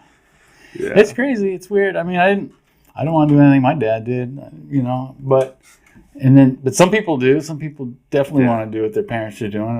It's all how it's brought up. But my dad wasn't doing anything I was interested in. You know what I mean? He was like going to work and raising the going to work. I'm not interested. Going to work. Well. Shit, did I just say that? Yeah, but It's all good. It is good. But okay, and then you do the Renegade Report as well. I love that. Yeah. That I went in heavy. I started that off. I was trying to do one a week, and then I think I burnt myself out. Okay. 7 weeks in, I was like, "What am I doing?" And it took pretty much all week to produce the episode. Wow. Because a lot of info you needed, and I could get the info in a couple days, especially with like after a while. So I got a little folder I just save things to, but that's gonna be for the Renegade Report later. Do people reach out to you to give you the information, or do you have to go looking for it? Never, man, never. Now even with like the DIY stuff I do, people aren't. That's what I'm saying. Like once in a while, like, and it's the same people. It'll be like, oh, there's this guy in Spain. He can't just he won't stop sending me stuff. Okay. Or there's certain people are super into it. Then other people, I'm like, oh, that's dope. I just gaffle it, dude. I'm like, okay, that's dope. We're gonna talk about that. And that's cool. That works the best because otherwise it'd just be crickets. You that's wouldn't what have I'm much saying. of a show, So I just do research. People, if someone's trying to get a petition going to save a spot, fundraisers, events, news, especially local news. I'm pretty good at the local news. Right. Like, Channel Street parking lot's closed. Next one will be Channel Street parking lot's reopened. Right, and then we thought that we were gonna lose the Rosecrans, and then you said the guys came by and it looked like it's supposed to be there. So they just bounced. Yeah, I might have made that part up. But still, news. I mean, because it looks, dude. You wouldn't know. I don't know how it is because they go down there and paint stuff, and somehow that curb looks like it's been there forever. Right. Like if I was on a crew, I'd be like, "What do they want us to tear out?" Yeah. Like you can't just take this curb out. There's gonna be a hole. I would think there'd be a hole there. Nate knocked it out of the park on that one. That was great. Nasty Nate, Rosecrans curb. Yes. And that thing is not easy to skate. No. It's a real that's a big dog spot. I took a slam. That's where I have my palm bruise from because I took a mad slam going. And you don't want to slam down there because it's dirty. Yeah. And I was wearing shorts too. I was like, oh no. And I scraped up my knee. I was like, I got to bring some. I'd say if Nate's there, it's probably not too dirty. He cleans good. I mean, you don't want to lick the ground or anything. But, yeah. Well, we bring the brooms and the blower and all that stuff and try to clean it up as best as possible. Man, 6 inches. A 6-inch curb, you think that's not too bad. But you put it on top of a bank. That's kind of steep. Yeah, steeper than what it looks on camera. Yeah. But then you watch the heroin guys show up, and then also, what's his name was there? He skates for Primitive. Jesus. Chris? No. Oh no, that's the fallen kid. People are just coming through there all the time.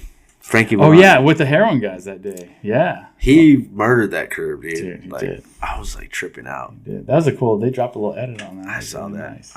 I saw you in the background. Mm-hmm. I was trying to look for me. I think they cut me out. I got a trick in there, but for some reason it doesn't show the trick. Like I'm doing the trick, but you don't see the board. And you just see me and my hand. I'm like, huh. Yeah, shift that over a little bit. Come on.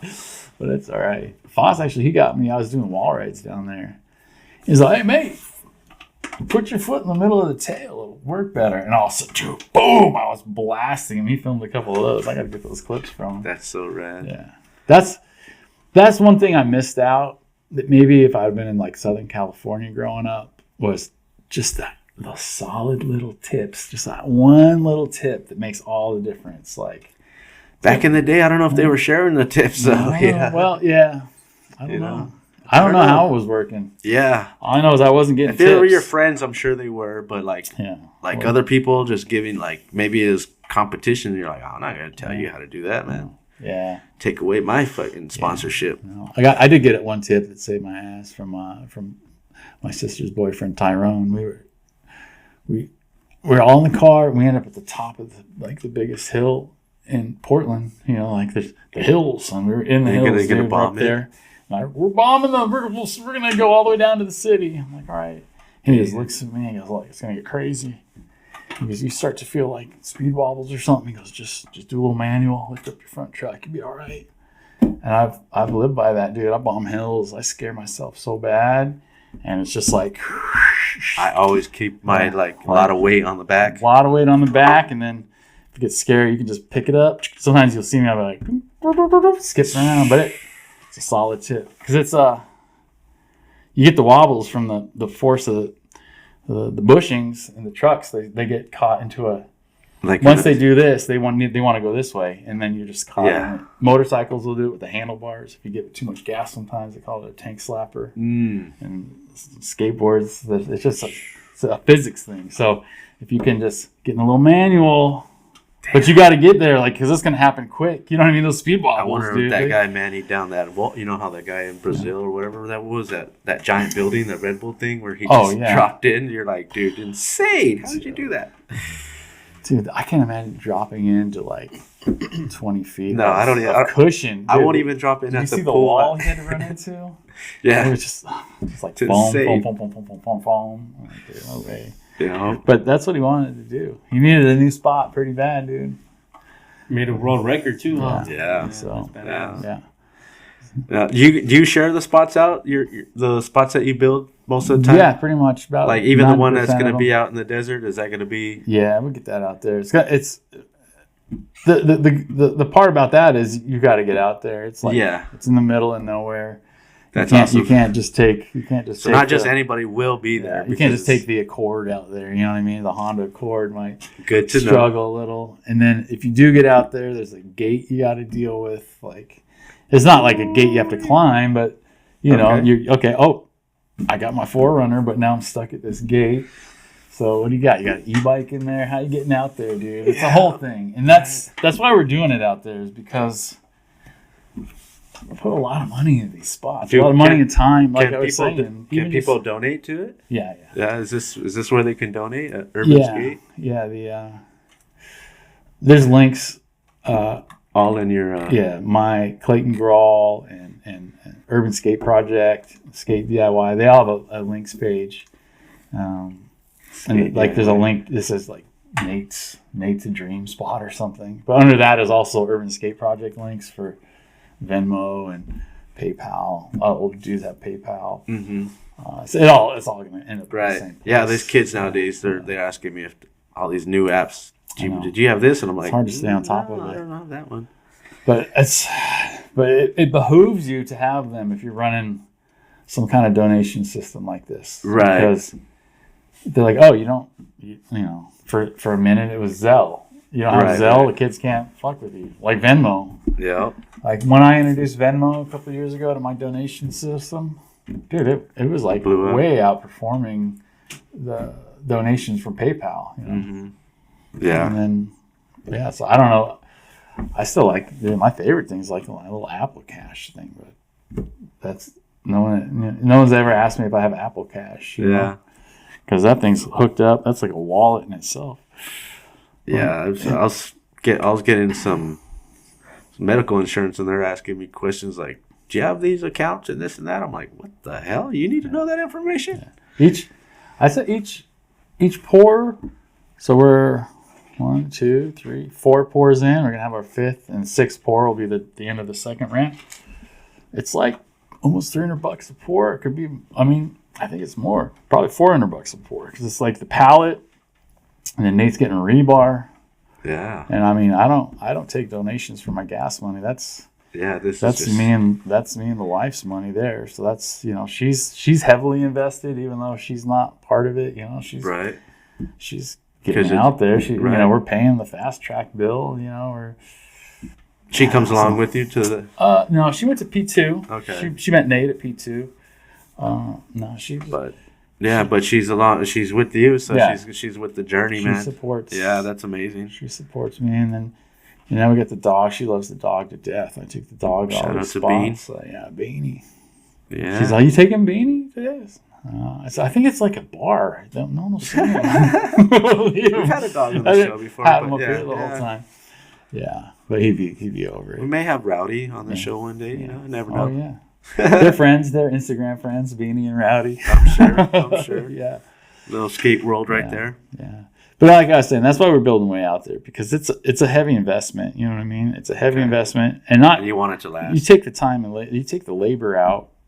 The fact that, you know, I'm out there doing finish work for nothing, and, you know, Nate's paying gas on rigs and you know, getting mixer from his boss, and going to Home Depot, buying rebar, buying the good cement. We're not, we're buying the good stuff. And that's how it lasts, though. And so donations. Does it finish better too, depending on the concrete? It really does. Yeah, it really does. I swear by this everyone uses the Quickcrete, but if you can get a hold of this Maximizer, lightweight, it wakes right back up. You think, oh, it's getting hard, and you just start rubbing, it comes back to life. Okay. It stacks pretty good. Yeah, because once it starts drying, man, you run out of that time. You're kind of screwed. I was just talking to a guy yesterday. He was like, he's out. He lives pretty much out in the middle of nowhere. There's a couple friends around. They came to help him, but they don't know what they're doing. He said he poured this whole thing like some kind of hump next to his spine.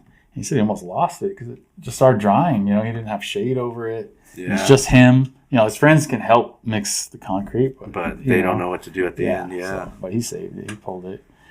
But, it's like those easy ups. Yeah. Easy ups come in handy, man. And those aren't cheap either. No, I know. I mean, even at Costco, easy up's like $150, $200, dude. Easy. Wow. And then you're stuck with like the Bruins logo or whatever. I'm not saying Bruins are good or bad, but they don't have like every team you might want. Like, what if I want the Niners or something, dude? Like, it's all good. Like, you're stuck with whatever excess. Yeah. They couldn't get rid of. All right. Do you have any dream sponsors that can help you out? Concrete sponsors? Yeah, concrete sponsors would be good. A dream sponsor would be the Maximizer guys, Sk8. A lot of people go with the Quickcrete, but the Sk8, they make the Maximizer, or they'll license it out to people who make it. And they are in the skate world. There's some Midwest DIYs that they heavily back. That's cool. Yeah, and they had they had a contest maybe 2 years ago now where, they wanted to give away a couple pallets of concrete and a mixer to a spot. So those guys are aligned with, they're properly aligned versus like, I had a sponsor, Rapid Set. It's this product that gets hard pretty quick. And they were just giving me, I don't know, they gave me like 12 bags or something.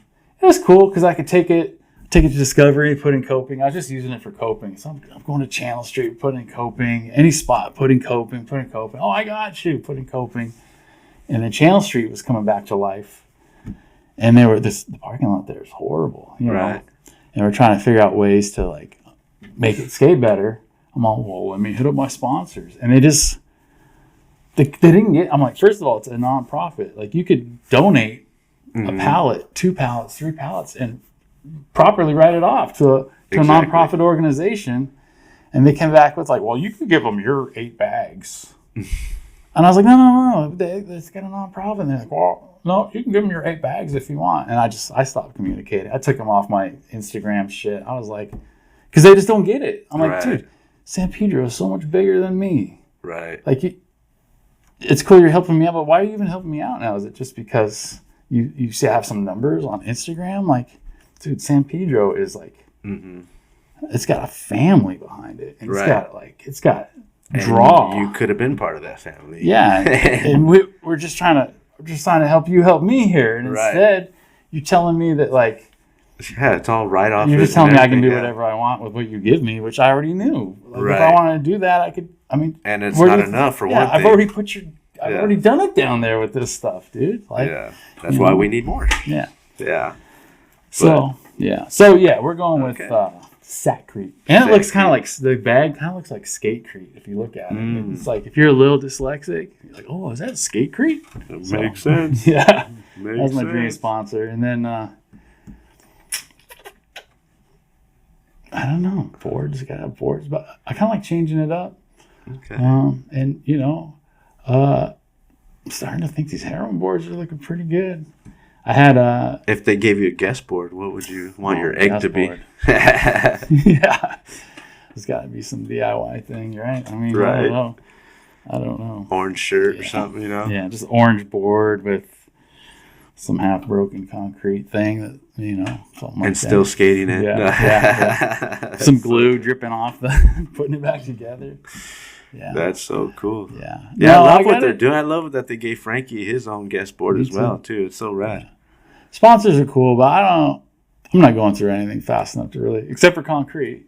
That's why we say it's a dream. Yeah, We never know. Yeah.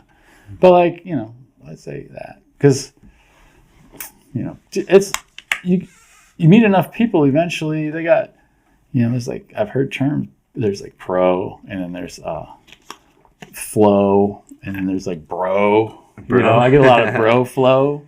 There's another one below flow too. It's like something else. I think that's the bro flow. Yeah, something. Where you're getting that. Homie's on flow and I'm his bro. So I follow that skater wife or what, I can't remember what she goes by, but that girl who's always talking about her husband. Like how and so she's like, so I get shoes, right? So but they always send them to him. Oh yeah. Yeah, but she's on the flow, and then she gives him, but they're always in his size. So that's cool. I got shoes. Sent over the splays. Shout out. Yeah. Ace Palka just got on their team, and I was like, "Oh, I've been trying to try those out," and he sent me a pair. Check them out, dude. That's rad. Yeah, so that's cool. Things fun, like that. Yeah. I get lots of little boxes here and there. I think that's better to have a random selection than the same box all the time. Right. Because then you're gonna get compliant with it. Maybe complacent. Another box. Same thing. What's that? Ooh, I tell my wife, I'll get you some shoes. That's rad. Shoes. Yeah, it's always cool when you get a little some support out there. Yeah. It's always rad. I think this is as close as I get to living the dream right here. This is it. This is But you're on the running around. You're on the Rick Thorne podcast. That looked pretty fun. Yeah, Rick Thorne. Yeah, let him. We got a pool together in Hollywood. There's that big fire a couple months ago. And that big Eaton one or whatever. No. It was a hotel on Hollywood Boulevard that burned down, and we'd seen it was going. Some people were skating it like right before the fire, and there's a big fire, and he hit me up. He's like, "You want to check it out, man?" He's like, "Well, fuck yeah," because like I said, there's not a lot of people in Hollywood, and he comes down there all the time. He's always riding the Brooklyn Projects ramp, and he's doing his sing along stuff on Sunset all the time. So it was cool to get a pool with him. Like, that's rad. Hey, it's just me and him out there doing the damn thing. I was like, man, I better get a grind in this pool. It's like this dude's like bang bang huck jam and running around with Tony Hawk across the country, and I'm trying to grind this pool. But I got the grind. Hell yeah, that's what's up. That felt good. I was like, whoa. Yeah, see, that's what happens when these people show out. You're like, I gotta step it up a notch. Stepping up, I have to hurt myself today. That's what happened when the heroin day too. Like I was like, gotta step it up a little bit. I know, and like we're saying, that is not. It's not fun. It's scary. I'm like, I have to go faster. I went there 3 weeks in a row, man. I'm like, Nate, I don't know. He goes, just get really good at your board slides, man. Just go do it. And I was like, yeah. And he's not wrong, dude. Got to get the He's the one that pushed me to get that last clip. I got the switch nose slide to shove out. I'm like, but it's so scary. He's like, just got to do it, man. Just do it. I know. Even I was just going up nose stall to fakie.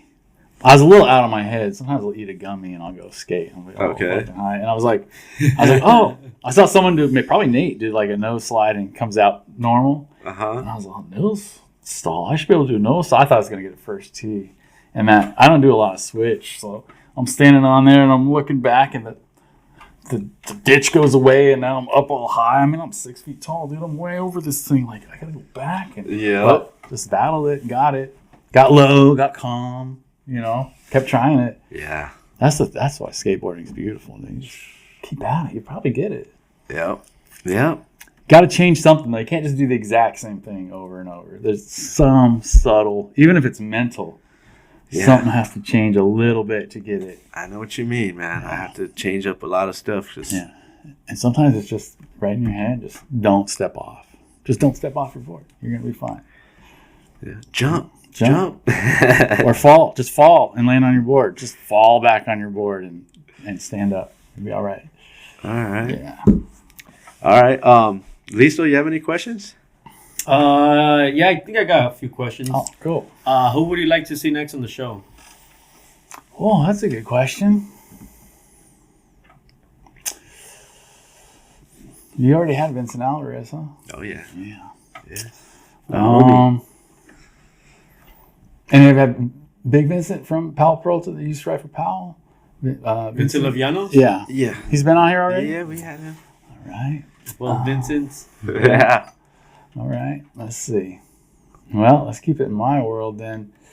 Let's see. Building. See, I'm so in my spot like Vincent Alvarez. Yeah, Building. because I'm he's out here building. building. Yeah. He's out there pouring. Yeah, I'm trying to think. We'd always have him back on the show, that's for Yeah. sure. Yeah. No, I'm gonna think of someone right now. I am. Who? Let's go through your Instagram here. Oh, you know who's really, really talented skateboarder, dude, who gets it in is Tyler Harmon. I don't know how to spell his last name. He's a jazz artist and a skater. Okay. He puts it down, dude. And he's a cool cat. I don't know if it's the jazz in him or what, but his jazz and his skating mixed together real well. Probably reflects. Yeah. He's his Instagram is not my chair. Okay. And, you say underrated. Who's an underrated skater that I know? He's one of the top of the pile, dude. This guy should be killing it. Oh, I know who you gotta get. You guys gotta get Angel from T Street. Angel from T Street. Or Okay. or Tanner or both. But those guys, I think you get a kick out of Angel. And those guys built that T bowl. Street. Yeah, that's a crazy They one. built that big bowl back there. And then they got jobs with a skate park company. Was it Nick the one that skated that ball crazy? Really good? Came over the hip Yeah. before it was even finished. Yeah. Ooh. So, yeah, there you go. I knew I had something in there. Okay. We got two from you. But I'd like to know more about Angel. So you get him Okay. on here, then I'll know some more about Shout him. out. Yeah. Hopefully he's listening. Not that We'll Tanner tag would him. be cool too. I mean Tanner too, but I think either one. All Get right. some of that T Street magic up here. That's like the second generation T Street. Okay. There's another guy, Burke, that kind of got it all going. And then sometimes we get older, we got other priorities, And we had this whole spot, and this next crew, Tanner came in and just started, and That's it's dope. like we were saying earlier, his first couple pours are a little off, but guess what? They got a whole bowl back there now, and he's got it Oh. dialed in, and he's traveling, building skate parks. So I'm sure, That's dope. 40 hours a week, he's probably getting pretty damn good with that mud, dude. So, Hell yeah. and Angel's with him. Like he got the job, and he called Angel, and so now they're like buddied up doing their thing. That's what I'm talking about. Yeah. To do your passion, to what you love, and then get paid for it. You're building skate parks. I mean, You can see where my passion lies, even in that answer. Like, thought of a skater, yeah, but then as soon as it clicked, I'm like, oh yeah, these guys. Yes, These are- sir. The passions align. All right. Anything else, Lee, still? Have you ever worked on anything with Vincent Alvarez? No, really close proximity though. Like, we got that South Pasadena spot going, and then there's a hole down in the ditch that's like a couple 100 yards away, and it's got two ramps over it, so you can get tricks over this hole in the ditch. And he put that in, and then at the top, he done some stuff. They put a big spine, like a kind of a Twinkie curb on top of this spine. It's up the other way, and then the downtown spot where he's got those two Jersey barriers that have the gap. Mm-hmm. He put those in like a week or two after we started building next to the bridge right there. So there's the Jersey barriers, and then you look at the bridge to the left, and you go up that alley, and that's our stuff right there too. So, and we're slated. We might do something next weekend. We're supposed That to. alley, the one with the quarter pipe. Yeah. Remember that one thing fell down? Yeah. But there's still one piece there, right? Two pieces. Two pieces. Yeah, okay. yeah. The original is the spine, and then the little kicker. Yeah, I still see people skating it. Someone just launched up and did cookie grind, no? Cookie Yeah. grind, hop out on the How top. crazy was that? It That so was gnarly. heavy. So heavy. That's yours too. Yeah. So And rad. actually, I skated that once without knowing who Yeah. built it until we Those met are more you that- guys. I started the woodwork in the backyard, and then we took them on scene. So rad. And that was middle of the day, dude. Orange shirts, just like Yeah. downtown. just like, yeah, we're supposed to be here. Yeah, I mean, if you were to look over, you just see a bunch of dudes working. Like, I wouldn't even question it. Yeah. And everyone's of age too. It's not like a bunch of kids running around doing something silly. And you got power tools and shit, and probably cones out there. I don't know. Cutting into the ground with huge Nate out there with his saw, doing it right. Dust flying everywhere. You're not just putting mud on top of a sidewalk. You guys are cutting it out. And Jason Elric with his leaf blower cleaning the whole place out. Dude, got a good leaf blower, man. He's got a good weed whacker too. You had him up. Man, it sucks what happened to their spot. I know, it keeps happening. Yeah, that's twice already, but well, they still got the side curbs to skate, but still. Well, I mean, who doesn't have a side curb? I know. Curbs are funny. Sometimes I think, I'm like, dude, no, people just have curbs. They all come to one spot to skate their curbs. I'm like, you got curbs? I got a curb in front of my house. I got a curb across the street. Sometimes those curbs, like in front of the house too, like they have the little gutters, so you don't really get that right. And a good double-sided curb. I mean, you want to go skate Ralph's by yourself, right? Mm-hmm. Like, we could go move the shopping carts out of the Ralph's corral and No. Go out to Home Depot instead, and Costco. And, I trip out though, but like you bring one curb can bring people out, man. It's a trip, and then it is. It really it's fun. Does. Yeah. That's the second time that they have stuff moved and they go back and try it again. We had a spot. We were going to call it P3 or a skate garden. We weren't sure on the name, but we were digging in Pomona, and we thought we had some city permission. And we were digging. Then we showed up one day and there was a note like, "What are you guys doing here? Give me a call. I own the property." Damn. And that one, the forms are still in the ground. What? But there's no going back. I'm like, I'm not. We again, just a lot of time. Digging's hard work, dude. Has anybody requested your services for their home? Yeah, that Bonkersville. Yeah. That I've put in a quarter pipe and helped do some other things. Put curbs in over there. Where's that at? That's like Los Feliz. Okay. Yeah. For some reason, I was thinking like San Diego. I don't know why. Oh no, it's right there. I went down, did a little bit of work at the blockhead ramp. Just a couple. Sometimes when you got a crazy wood ramp going, it's just hard to get that last bit out of wood. Like, this needs to come this way and here, and you could just put some concrete on. And so we did a couple little blendy things. Could that be concrete on top of it? The mini ramp? Yeah. It's going to get a little tighter, but yeah. It looks like it'd be all right a little tighter. Well, there's 2 sheets of ply, so maybe one sheet could come off. No, I'd leave it like that. You got to put some, you got to cut holes in the deck, drop some tubes. Yeah. But you're looking at a lot of mud. It's probably a good truck. I was just curious because that might save money and everything. Oh yeah, once it's in, you got to redo the coping. Yeah. Take that out and then put it back in.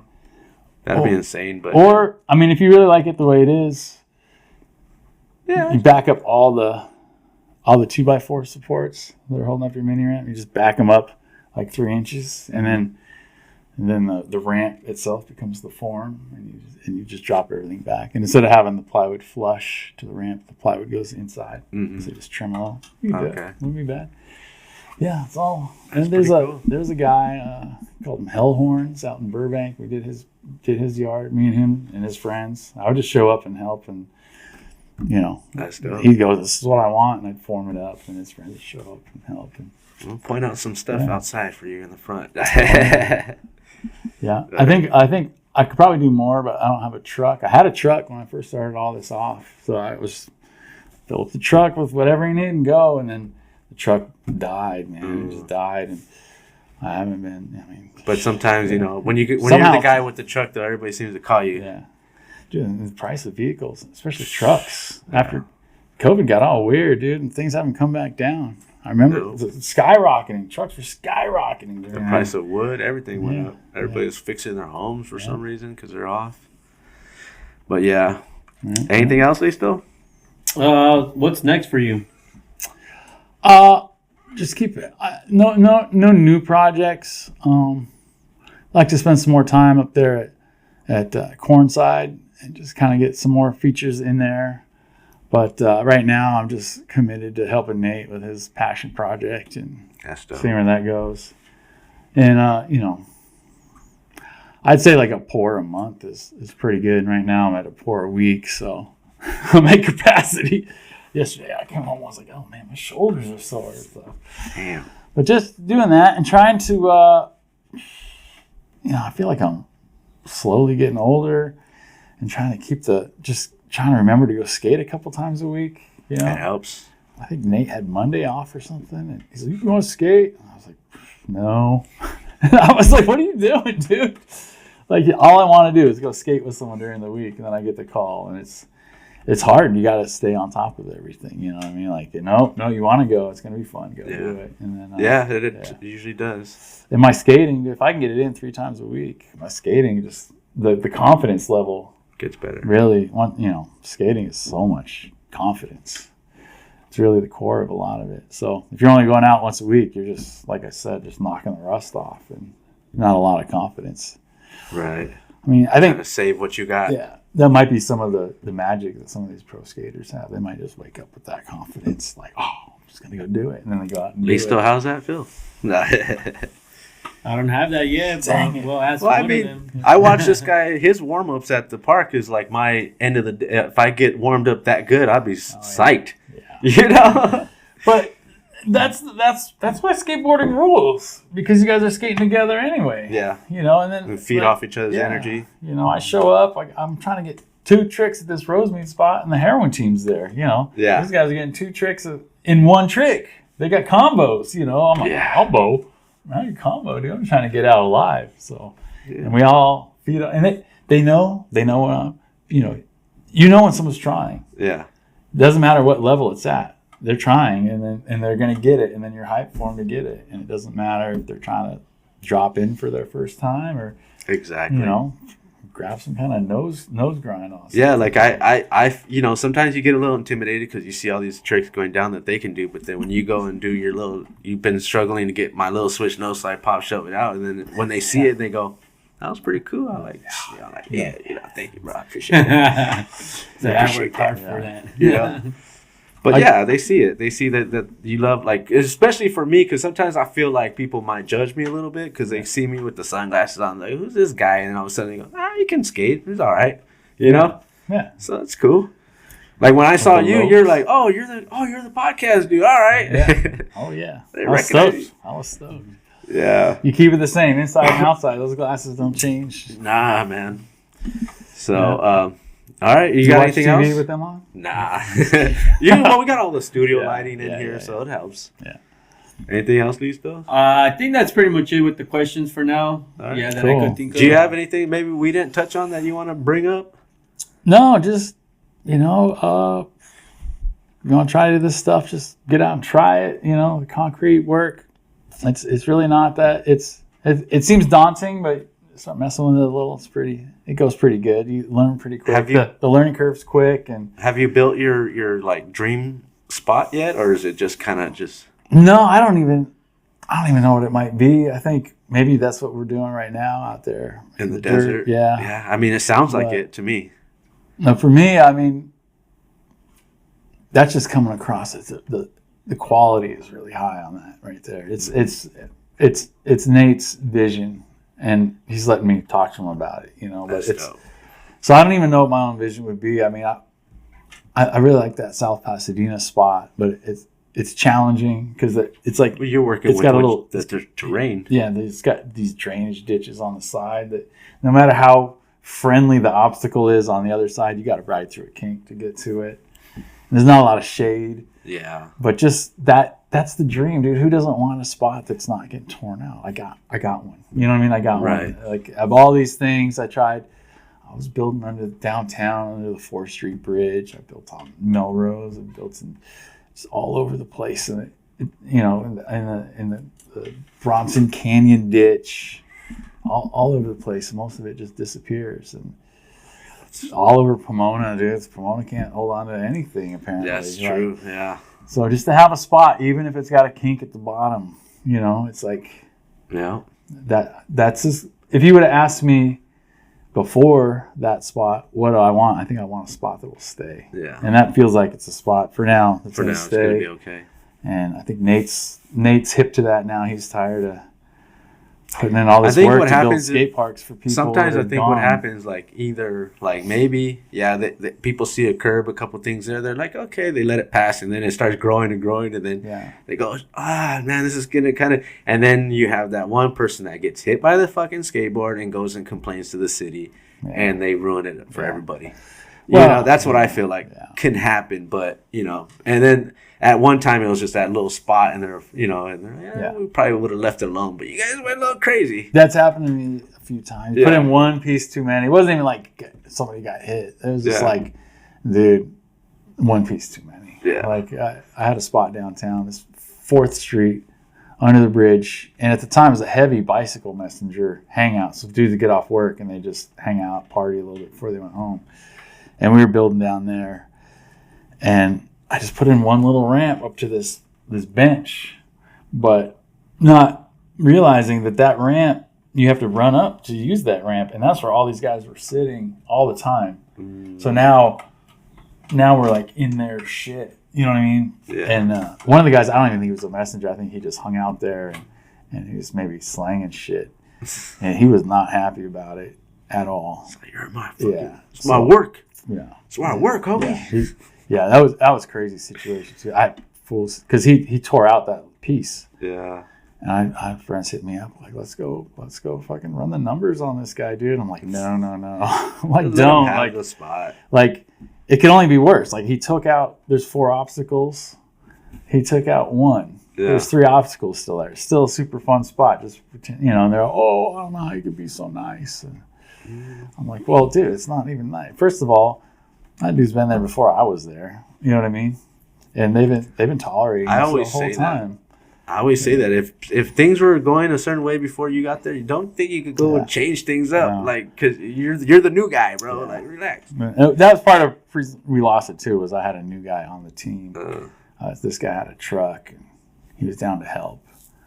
So he showed up to help, and then he went back. Before I even went back, the forms weren't off or anything. And he started giving the locals a hard time, like, "Oh, I built this." Oh yeah. And they're like, "No, you got to come back on the weekend, fool." And he's all, "No, I built this." And he started calling them names and split. So that started the fire there.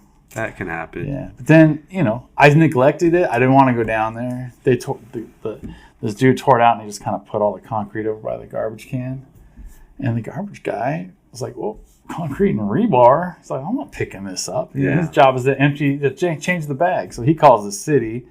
They hear there's concrete and rebar piles next to the bridge.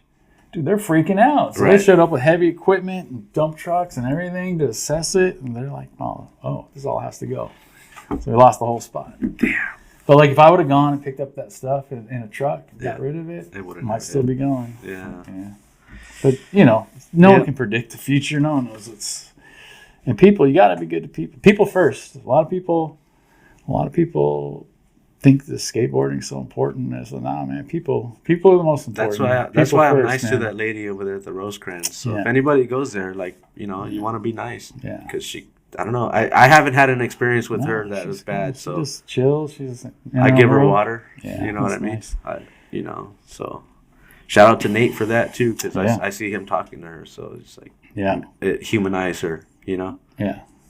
So it's amazing. Maryland, is that her name? Maryland, yeah. Okay. Yeah. Good to know. Yeah. All right. I wonder when we're going to go down there again. Nate, we're busy. All right. Do you have any shout outs or?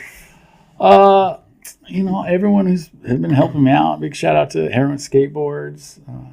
Shout out to Ace. Shout out to the San Pedro Skate Park Association. Shout out to Pal Peralta, DeVille. Shout out to all the skate shops that welcome me. Kingswell, Brooklyn Projects, Sticks. Do you have a local shop? No, I just kind of keep it moving. I really do. Probably the one I visit the most. I don't even know. Like Rip City down there in Santa Monica, I go down there a lot. But man, it's hard. It's hard because the one I went to the most lately in a row is Hardline Hardline. Yeah, It's like, it's not quite Pedro, but it's over that way. Howard Hood's thing. And he's got everything. He's got everything. And that's kind of, I haven't had a buddy who likes bigger boards and stuff. And he was he was going to Val Surf a lot. And he's kind of over it because they only have the one board every time. I'm like, oh, I got to check this out, dude. He's got everything. He's got all the rails, all the colors, all the boards, new and old. You know, everything. You got the Eric Dressens to the heroin boards and he's like an old indie team rider, so there's like memorabilia up everywhere. It's dope. Yeah, it's dope. Shout out to it feels like an old school skate shop. I go in there, it feels like a back in a time machine where you just kind of want to hang out at the shop a little bit. Dope. You know, he'll let you get behind the counter and build your board, or let me do it, I'm sure, you know. I like that. You're friendly like that. Yeah. That's dope. Yeah, so that's Hardline Skate Shop. Shout out to them. Yeah. And you know, all the skate shops, because without them, you know, visit your local, please. Yeah. You know what I mean? Wherever's your local, or the one that you mess with. I mean, like some people say that you don't have to be from the one that's, you know, next to you to be your local. Right. You know, just you know, find a spot that you feel loved. Yeah, and anyone who's ever put in some work with me, I can't do it by myself. It's no fun.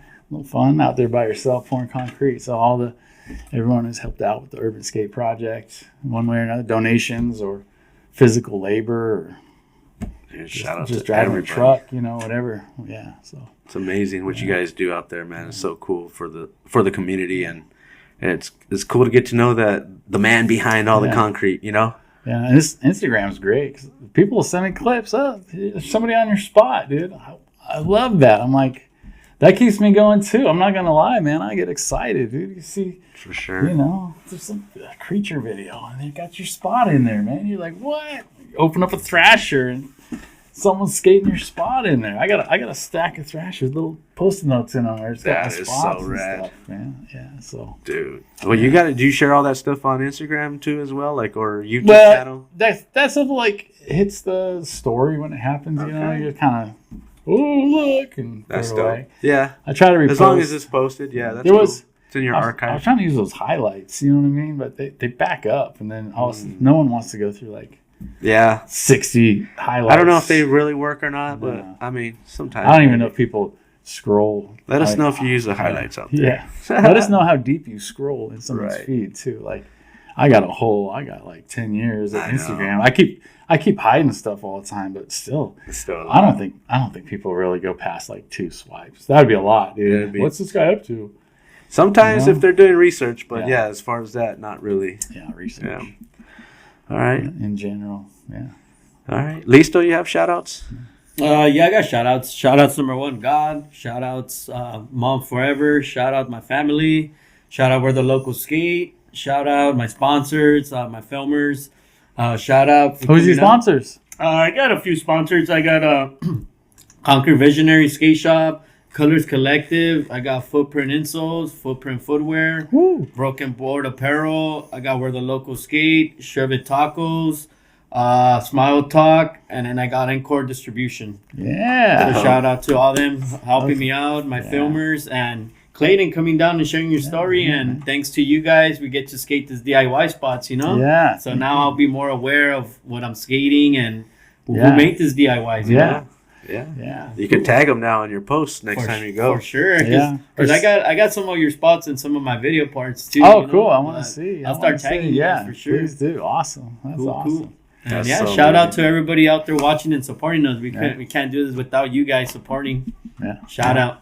Shout out to my wife. Without her, I wouldn't even be down here. So, Dude, thank you. Thank her for letting you out today. Yeah. You know?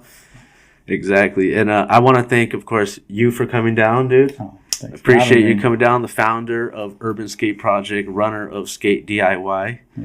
You know what I mean? You're out there doing your thing, and we love it. I want to thank Listo for holding it down today. Shout out to Peralta. He's not here, but he'll be hopefully on the next episode. And thank everybody out there for tuning in. We appreciate you watching. Thank everybody. I know it hasn't happened yet for us in real life, but thank everybody that came out to the yard sale because this comes out after that. Oh, cool. And again, we want to thank everybody for tuning in. Like, subscribe, all that stuff you already know. Leave us a comment. Let us know what you think. we're gonna leave all the descriptions in the bottom. So if you want to help donate to the urban project, you can. All right, thank you. We'll leave that in there as well. So yeah, till next week. I'm OG Skate Show. Peace out, everybody. Later.